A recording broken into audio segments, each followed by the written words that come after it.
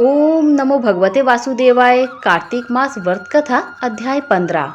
तदंतर विष्णु भगवान की माया से मोहित होकर जालंधर ने राहु को अपना दूत बनाकर महादेव जी के पास भेजा।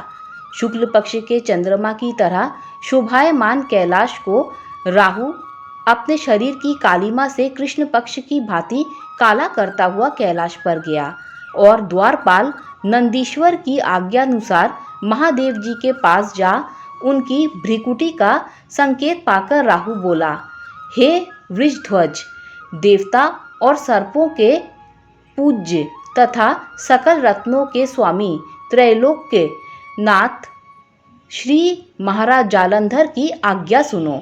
भगवान शमशान में निवास करने वाला, हड्डियों के भार को धारण करने वाला, हमेशा नंगा रहने वाला प्राणी पार्वती जैसी रूपवती को अपनी स्त्री कैसे बनाएगा? मैं सब रत्नों का स्वामी हूँ।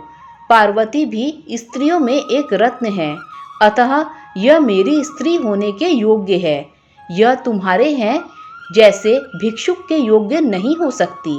नारद जी ने कहा, राहु इस तरह कह ही रहा था कि इतने में शंकर जी के भू से वज्र के समान गरजता हुआ एक भयंकर पुरुष उत्पन्न हुआ, जिसका सिंह के समान बार बार मुख लपलपा रहा था, जिसके नेत्रों से भयानक अग्नि ज्वाला निकल रही थी और केश खड़े हो रहे थे। दूसरे निसिंह के समान प्रतीत हो रहा था।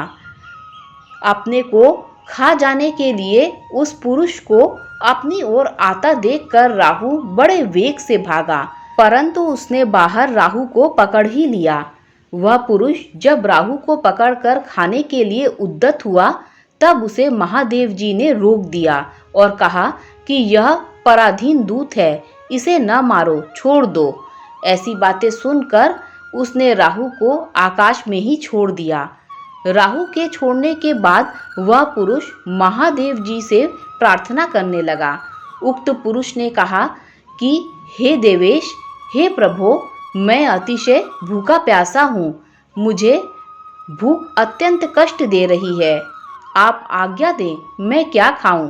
शिव जी ने कहा, शीघ्र अपने हाथ पैर का मांस खाओ। नारद जी ने कहा, शिव जी की आज्ञा पाकर वह अपने हाथ पैर का मांस इस प्रकार खा गया, उसका केवल सिर ही बच गया। उसका अवशेष सिर देखकर विस्मित और प्रसन्न होकर उस भयंकर कार्य करने वाले से शिव जी ने कहा, शंकर ने कहा, तुम्हारा नाम आज से कीर्ति मुख हुआ। मेरे द्वार पर सर्वदा रहो। जो भक्त प्रथम तेरी पूजा नहीं करेंगे वे मेरे प्रिय नहीं होंगे।